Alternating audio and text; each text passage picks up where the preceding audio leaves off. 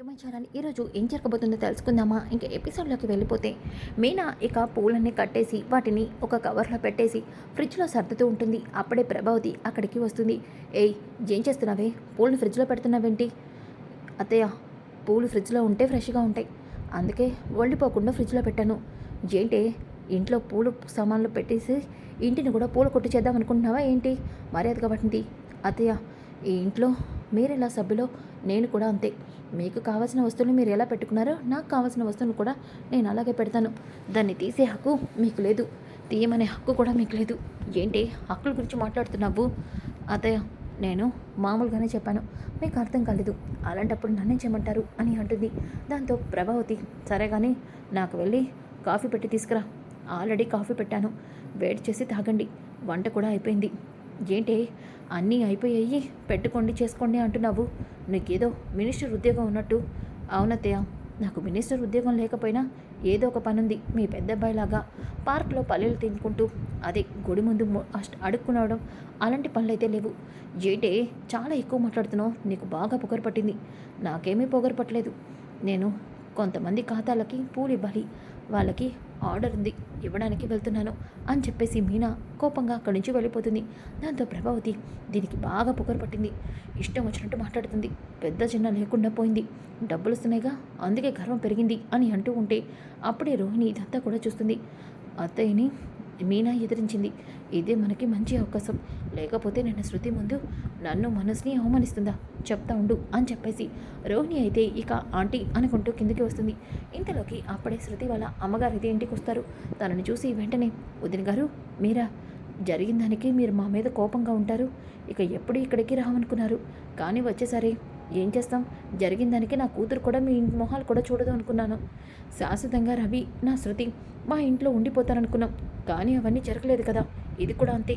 ఏమో కార్తీక్, శృతిలాగానే ముఖం మీద మాట్లాడుతుంది, ఏమో మనసులో అభిప్రాయాన్ని కూడా ఎదుటివారు ఏమనుకుంటారో కూడా ఆలోచించకుండా చెప్పేస్తుంది అని చెప్పేసి, ఏంటి నేను అలా చెప్పేసరికి ఫీల్ అయ్యారా ఏంటి?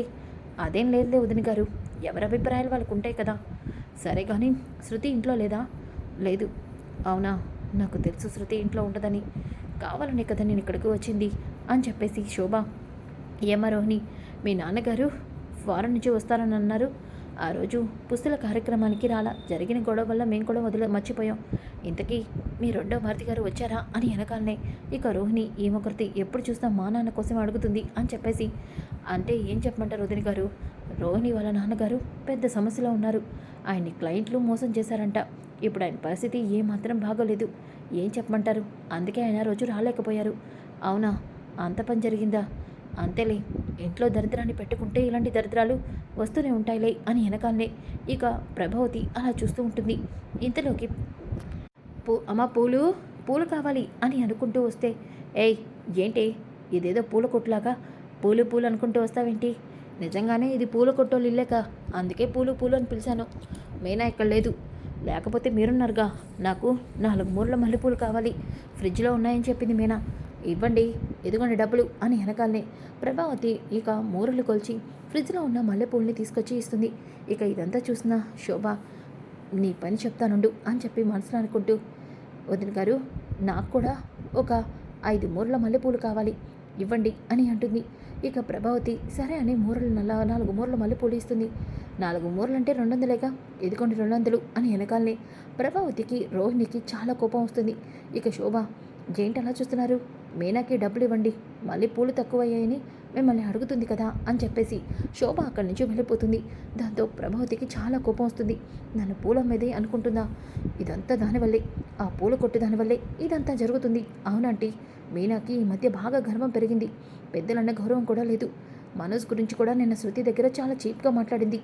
అవును, ఇదంతా ఆ పూల కొట్టు చూసే దీని పొగరు.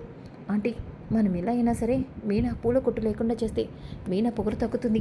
అవును, నేను చెప్పింది నిజమే, కానీ మనం ఎలా చేస్తాము? ఆంటీ, నా దగ్గర ఒక ఐడియా ఉంది. ఏంటి శృతి? ఏంటమ్మ రోహిణి? అదే కార్పొరేషన్ వాళ్ళు ఏదైనా కొట్టు పెడితే ఖచ్చితంగా లైసెన్స్ తీసుకొని కొట్టు పెట్టాలి అంటారు. ఎలాగో బాలు మీనాతో పూల కొట్టు పెట్టించాడు, దానికి కార్పొరేషన్ దగ్గర నుంచి లైసెన్స్ తీసుకోలేదు కాబట్టి మనం ఆ కొట్టు తీయించేస్తే అప్పుడు కార్పొరేషన్ వాళ్ళకి కంప్లైంట్ ఇస్తే వాళ్ళే కొట్టు తీసేస్తారు, మీనా పొగరు కూడా తగ్గుతుంది. అవునమ్మా, అయితే ఇంకేంటి ఆలస్యం, వెంటనే వాళ్ళకి ఫోన్ చేయి. ఆ పూల కొట్టుని తీయించేస్తేనే నేను ప్రశాంతంగా ఉంటాను. త్వరగా పంచే రోహిణి అని అంటుంది. ఇక రోహిణి అయితే కార్పొరేషన్ వాళ్ళకి ఫోన్ చేసి ఇంటి ముందు ఉన్న పూల కొట్టు గురించి అయితే కంప్లైంట్ ఇస్తుంది. ఇక ఒక్కసారిగా మీనా అయితే ఇక ఇంటికి వస్తుంది. పూల కొట్టు దగ్గరికి వెళ్ళి నుంచుంటుంది. అప్పుడే కార్పొరేషన్ వాళ్ళు వచ్చి, ఏంటమ్మా ఈ కొట్టు పెట్టడానికి లైసెన్స్ తీసుకున్నావా? లైసెన్సా? అదేం మాకు తెలీదండి, ఉండండి మా మామయ్యని పిలుస్తాను అని చెప్పేసి ఇంటికి వచ్చి సత్యాన్ని పిలుస్తుంది. దాంతో బాలు, సత్యం అందరూ కూడా ఇక కొట్టు దగ్గరికి వెళ్తారు. దాంతో పోలీసులు అలాగే ఒక అధికారి, చూడమ్మా లైసెన్స్ లేకుండా రోడ్డు మీద ఇలా పూల కొట్టు పెట్టకూడదు, ఇలా పెట్టడం వల్ల రోడ్డు పోయిన వెహికల్స్ అన్నింటికీ కూడా ఇబ్బంది, అందుకే కంప్లైంట్ రావడంతో మేము ఈ పూల కొట్టు తీయించాలనుకుంటున్నాం, మీరు వెంటనే ఈ పూల కొట్టుని తీసేయండి. అదేంటి, ఇది మా ఇంటి ముందు పెట్టుకున్నాం, ఇది మా ఇల్లు ముందు స్థలం, దీని ముందు ఏదైనా పెట్టుకునే హక్కు మాకుంటుంది, తీసేయమంటే ఎలా తీసేస్తాం అని బాలు అంటాడు. ఇక రవి, అనయ్య ప్లీజ్ ఆగు, ఇది కార్పొరేషన్ ఏరియా, ఇక్కడ ఏదైనా పెట్టుకోవాలంటే కార్పొరేట్ ఏరియా కాబట్టి వాళ్ళని అడగాల్సింది, మనది ఇంటి ముందైనా సరే ఇది మనకి రాదు కాబట్టి మనం ఏం చేయలేమన్నయ్య. అదేంట్రా అలా అంటావు, మీ వదినకి పూల కొట్టు పెట్టించాను, అదేంటండి ఈ పూల కొట్టు వల్ల ఎవరికీ ఇబ్బంది లేదు, మీకెవరో కావాలని కంప్లైంట్ ఇచ్చుంటారు, దయచేసి ఈ పూల కొట్టు తీయద్దు అని అంటూ ఉంటే, చూడండమ్మా ఎంతోమంది ఈ రోడ్డు మీద వెళ్తూ ఉంటారు, వాళ్ళందరికీ ఇబ్బంది అయ్యి రేపు వాళ్ళకి ఏదైనా ప్రాణహాని కూడా రావచ్చు, అందుకే ఈ పూల కొట్టుని మేము తీయించేస్తున్నాం, దయచేసి మీరు మమ్మల్ని అర్థం చేసుకోండి అని చెప్పేసి ఇక పూల కొట్టు బోర్డుని విరిచేసి రోడ్డు మీద పడేసి ఇక పూల కొట్టుని కూడా వెహికల్లో ఎక్కించేస్తారు. ఇదంతా చూసిన బాలుకి, మీనాకి చాలా కోపం వస్తుంది. ఇక ప్రభావతి, రోహిణి అయితే తమ ప్లాన్ సక్సెస్ అయిందని చాలా సంతోషపడతారు. ఇక మీనా అయితే చాలా బాధపడుతూ ఉంటుంది. ఇంతలోకి ఇంటికి వచ్చిన ప్రభావతి ఆ పూల కొట్టుని చూసుకొని ఇది బాగా రెచ్చిపోయింది, ఇప్పుడు చూడేమైందో ఏంటో, ఏదైనా మూనాల గతే, ఇలాంటి వాళ్ళందరికీ దరిద్రం వెంట పడుతూ ఉంటుంది. అవునంటీ, పాపం మీనా ఆ పూల కొట్టుని చూసి బాలుకి కారు కూడా కొన్నది, ఇప్పుడు ప్రతి నెల ఆ కారు ఈఎంఐ ఎలా కడుతుందో ఏంటో. స్టాప్ ఇట్ రోహిణి, ఎందుకు మీనాని అంత తక్కువ చేసి మాట్లాడుతున్నారు? మీనా ఈ పూల కొట్టుకోకపోతే నువ్వు ఇంకో కొట్టు తీసుకో, నీ బిజినెస్ని ఇంకా నువ్వు బాగా రన్ చేయి. అవును, ఇంటి ముందు నువ్వు చిన్న షాప్ పెడితేనే ఇంత బాగా క్లిక్ అయింది, నువ్వు సెంటర్లో పెద్ద షాప్ తీసుకొని పెట్టు, ఖచ్చితంగా క్లిక్ అవుతుంది, అప్పుడు నువ్వు అనుకున్నవన్నీ సాధించగలవు అని వెనకాలనే ప్రభావతి, ఇదేంటి అమ్మాయి దీంతో పూల కొట్టు లేకుండా చేస్తాననుకుంటే ఎక్కడో పెద్ద షాపే పెట్టమంటుందేంటి అని చెప్పేసి, శృతి ఏం మాట్లాడుతున్నావు? రోహిణి, శృతి, మీనా షాప్ పెట్టాలంటే చాలా డబ్బులు అవుతాయి, ఇప్పుడు వాళ్ళ దగ్గర అంత డబ్బు లేదు కదా, చూడు పార్లరమ్మా, మా దగ్గర అంత డబ్బు లేదని మేము నీతో ఏమైనా చెప్పావా ఏంటి? అయినా పార్లర్ అమ్మేసిన నీ దగ్గరే ఈ లక్షలు మింగేసిన వాడిని కెనడా పంపించడానికి డబ్బులు లేవు, నువ్వు మాకు చెప్తున్నావా అని అంటాడు. దాంతో ప్రభావతి, ఏంటని అంటుంది, రోహిణి పార్లర్ అమ్మేయడం ఏంటి? రోహిణి పార్లర్ని ఎవరికో ఫ్రాంచైజ్కి ఇచ్చేసానని చెప్పింది కదా, అమ్మేసిందంటావేంటి అని వెనకాలనే సత్యం, ప్రభా అదే దాన్నే వాడు అలా చెప్పాడు, వాడి మాటలు నువ్వు వినమాకు, ఒరే బాలు మీనా బాధపడకుండా చూసుకోరా అని చెప్పేసి సత్యం అయితే అంటాడు. ఇక శృతి కూడా, మీనా డోంట్ ఫీల్, అందరం ఉన్నాం కదా, ఏదో ఒకటి జరుగుతుందిలే, ఒక్కొక్కసారి ఇలాగే జరుగుతుంది, అయినా కంప్లైంట్ ఇచ్చిన వాళ్ళ చేతులు కాళ్ళు విరిగిపోవాలి, వాళ్ళకు వచ్చిన ఈ ఐడియాకి వాళ్ళ తల పోవాలి, అయినా ఇంత ముస్లిం మొహాలు ఎవరుంటారో ఏంటో, నాకు తెలిసి వాళ్ళు బాగా చీఫ్ ఫెలోసు, నీ మీద బాగా కోపం ఉన్నవాళ్ళే, వాళ్ళ కళ్ళు పోవాలి, వాళ్ళ కాళ్ళు చేతులు విరిగిపోవాలి, వాళ్ళు ఏదైనా పని చేస్తూ ఉంటే నడుం విరిగిపోవాలి అని శృతి తిడుతూ ఉంటే ఒక్కసారిగా ప్రభావతి, అమ్మా శృతి ఆగమ్మా, ఎందుకు అన్ని తిట్లు తిడుతున్నావు? ఆంటీ ఏమైంది? నేను ఎవరినో తిడుతుంటే మీకెందుకు అంత కోపం వస్తుంది? ఏమో ఈ లక్షావతి పాలరమ్మే ఆ పని చేస్తారేమో, ఆ తిట్లు ఎక్కడ వీళ్ళకి తగులుతాయని భయపడుతున్నారేమో అని బాలు అంటాడు. ఇక రోహిణి టెన్షన్ పడుతూ, ఏ బాలు అలా అంటావేంటి, మేమెందుకు ఆ పని చేస్తామో? ఏమో పాలరమ్మా, నిన్ను మా అమ్మని చూస్తుంటే అలాగే అనిపిస్తుంది అని చెప్పేసి అంటూ ఉంటే మీనా మాత్రం ఏడుస్తూ పైకి వెళ్తుంది. ఇక బాలు మీనాని చూసి బాగా బాధపడతాడు.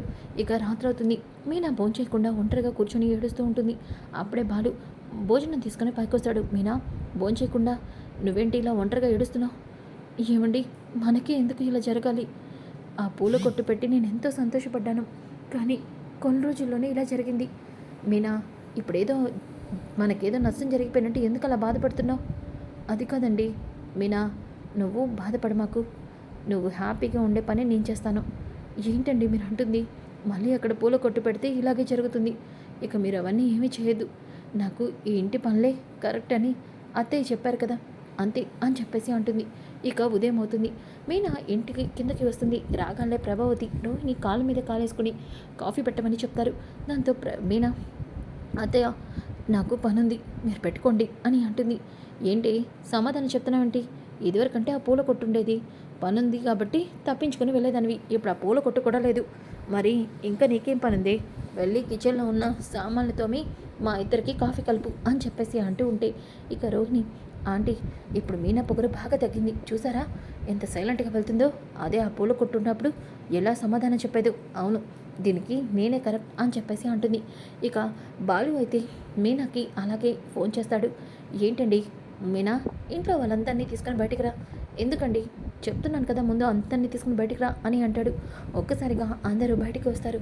రాగానే బాలు, మీనా స్కూటీ ఎలా ఉంది? స్కూటీ ఇక్కడదండి, నీకోసమే తీసుకున్నాను. నా కోసమా? అవును. ఏంట్రా నిన్న పూల కొట్టు తీసేశారని నీ భార్య ఫీల్ అవుతుందని మీనా కోసం స్కూటీ కొన్నావా అని చెప్పేసి మనోజ్ అంటాడు. అవునరా లక్షలు మింగేస్తున్నాడా, నువ్వు నీ పిల్లం కోసం కనీసం ఒక స్కూటీ బొమ్మ కూడా కొనలేవు కదా, అందుకే నేను నా భార్య కోసం స్కూటీనే కొన్నాను. ఏంట్రా ఎప్పుడు చూసినా దాని గురించి మాట్లాడతావు? నువ్వు సైలెంట్గా ఉంటే నేను మాట్లాడను కదా. ఒరే ముందు మీనాకి స్కూటీ ఎందుకు కొన్నావు చెప్పు అని సత్యం అంటాడు.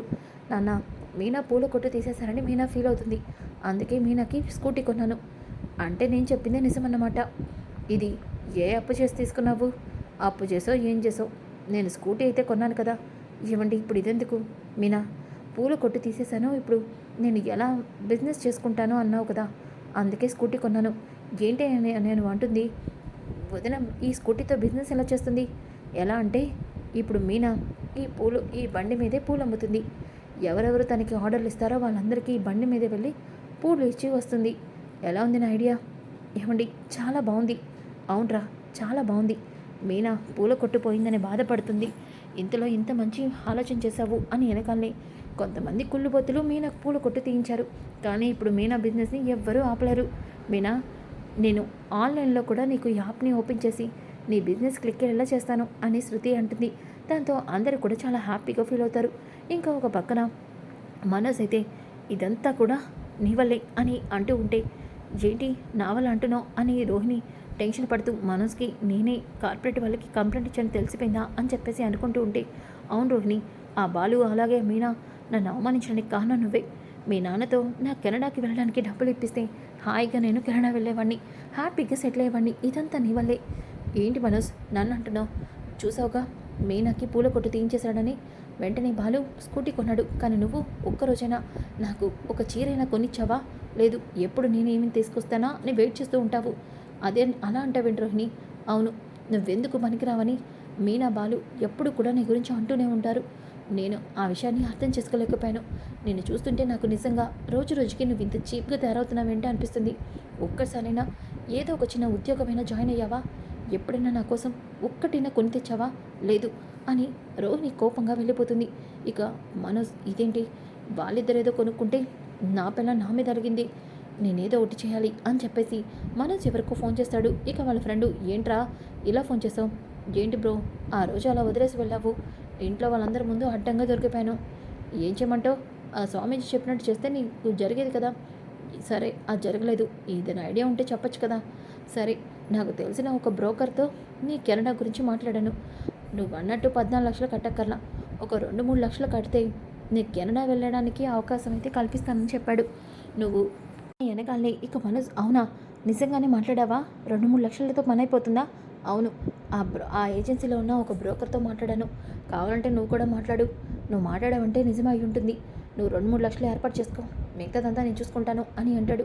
ఇక మనోజ్ వెంటనే ప్రభావతి దగ్గరికి వస్తాడు. అమ్మ నాకు ఉద్యోగం వచ్చినట్టే. ఏంటని నువ్వు అంటుంది? 14 లక్షలు దొరికాయా?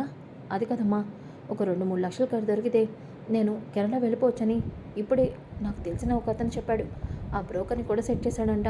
నాకు 2-3 లక్షలు ఇవ్వమ్మా. 14 లక్షలు అయితే నీ వల్ల కష్టం, కానీ 2-3 లక్షలు ఈజీనే కదా. ఏంట్రా నువ్వు అంటుంది? ఇప్పుడు నీకు 2-3 లక్షలు నేను ఎక్కడి నుంచి తీసుకొస్తాను? నా దగ్గర లేవు. అమ్మా, మీనా బంగారం ఉంది కదమ్మా, ఏంట్రా దాని గురించి మాట్లాడుతున్నావు? ఈ విషయం ఆ బాలుగడికి తెలిస్తే ఇల్లంతా రచ్చరచ్చవుతుంది. మీ నాన్న నన్ను వదిలిపెట్టడు, నేనా పని చేయలేను. ప్లీజ్ అమ్మా, మీనా ఎప్పుడో ఆ నగలు తీసి నీకు ఇచ్చింది. అవి అలా పనికి రాకుండా బీరువాలో పడున్నాయి. కనీసం అవి నాకు ఇస్తే వాడిని తాకట్టు పెట్టుకొని నేను కెనడా వెళ్తాను. ఆ తర్వాత నాకు వచ్చిన డబ్బులతో ఆ నగల్ని విడిపించి అప్పుడు వాళ్ళకి ఇచ్చేద్దాం. ఏ సమస్య ఉండదు. నా మాట వినమ్మా, ప్లీజ్ అమ్మా అని అంటాడు. ప్రభావతి ఆలోచిస్తూ ఉంటే, ఏంటమ్మా ఆ బాలు కూడా నన్ను ఎప్పుడు చూసినా ఎందుకు పనికిరానివాడినని, పల్లెలు అమ్ముకునేవాడిని ఇష్టం వచ్చినట్టు మాట్లాడుతున్నారు. చూసావుగా రోహిణి కూడా నన్ను బాగా తిడుతుంది. మా ఇద్దరి మధ్య క్రాషెస్ రాకుండా నేను ఏదో ఒక ఉద్యోగం తెచ్చుకోవాలి అన్నా, నేను నా కాళ్ళ మీద నిలబడాలన్నా, నేను బాగా చూసుకోవాలన్నా నువ్వు నాకు ఈ పని చేయాల్సిందేనమ్మా, ప్లీజ్ అమ్మా అని అంటూ ఉంటే, ప్రభావతి సరే ఉండరా, నువ్వు ఎప్పుడు చూసినా నా ప్రాణాల మీదకి ఏదో ఒకటి తీసుకొస్తావు అంటూ ప్రభావతి ఇక బీరువా తీసి మీనా నగల్ని తీస్తుంది. ఇక మనోజ్ థ్యాంక్స్ అమ్మా, చాలా థ్యాంక్స్. నేను కెనడాకు వెళ్ళి ఉద్యోగం రాగానే నా ఫస్ట్ శాలరీతో నీకు కావలసిన బంగారం మొత్తం కొంటాను.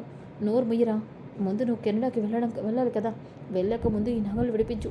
ఆ బాలుగడి కనుక ఈ నిజం తెలిస్తే వాడు నన్ను కోర్టు భూమిలో నిలబెట్టి అందరి ముందు దోషిగా చూస్తాడు. నేను అంతవరకు తేనమ్మా, ఖచ్చితంగా నీకు ఈ నగలు తీసుకొచ్చి ఇచ్చేస్తాను అని చెప్పేసి మనోజ్ ఇంకా ఆ నగలు తీసుకొని తాకట్టు పెట్టడానికి గోల్డ్ షాప్కి అయితే వెళ్తాడు. ఇంతలోకి కారులో బాలు ఎవరినో కిందకు దింపి ఇక డబ్బులు తీసుకుంటూ ఉంటాడు. ఇంతలోకి మనోజ్ని గోల్డ్ షాప్కి వెళ్ళడం చూస్తాడు. ఈ పల్లెలు అమ్ముకునేవాడు, ఈ అడుక్కునేవాడు వీడేంటి గోల్డ్ షాప్కి వెళ్తున్నాడు? వీడు గోల్డ్ షాప్కి వెళ్ళే రకం కాదే. కొంప తీసి మళ్ళీ ఆ స్వామీజీ గోల్డ్ షాప్లో గోల్డ్ దొంగతనం చేయమని వీడికి ఏమైనా చెప్పాడా ఏంటి? అందుకే వెళ్తున్నాడా? అలా చేస్తే వీడు జీవితాంతం జైల్లో ఉండాల్సిందే. వెంటనే వీడిని వెళ్ళి ఆపాలి అని చెప్పేసి బాలు గబగబా మనసు వెనకాలే వెళ్తాడు. ఇంతలోకి మనసు తన జోబులో ఉన్న బంగారాన్ని తీసి ఇక ఆ గోల్డ్ షాప్ అతనికి ఇచ్చి వీటిని తాకట్టు పెట్టుకొని ఎంత డబ్బులు వస్తాయో చెప్పరా అని వెనకాలనే ఒక్కసారిగా బాలు వీడి దగ్గర ఇంత బంగారం ఎక్కడిది అని అలా చూస్తూ ఉంటే అది మీనా బంగారం. ఒక్కసారిగా బాలు షాక్ అయిపోతాడు. ఏంటి వీడు అంటే మీనా బంగారం కొట్టేసి దాన్ని తాకట్టు పెట్టడానికి వచ్చాడా, చెప్తా విడి పని అని చెప్పేసి వెంటనే లోపలికి వెళ్ళి షాప్లో ఉన్న బంగారాన్ని లాక్కుంటాడు. ఒక్కసారిగా మనోజ్ బాలుగాని చూసి వీడింటి ఇక్కడికి వచ్చాడు. అయ్యా అట్టంగా దొరికిపోయినాయి, ఏంట్రా లక్షలు మింగేసినాడా, రోడ్డు మీద గుడి ముందు అడుక్కునేవాడా, నా బల్లం బంగారమే తీసుకొచ్చి తాకట్టు పెట్టాలని చూస్తున్నావా? హలో, ఏం జరుగుతుంది ఇక్కడ? ఇతను ముష్టివాడా? లేదు సార్, వీడు అలా మాట్లాడతాడు. ఏంట్రా నేను చెప్పేది అబద్ధమా ఏంటి? నువ్వు మన గుడి ముందు అడుక్కోలేదా?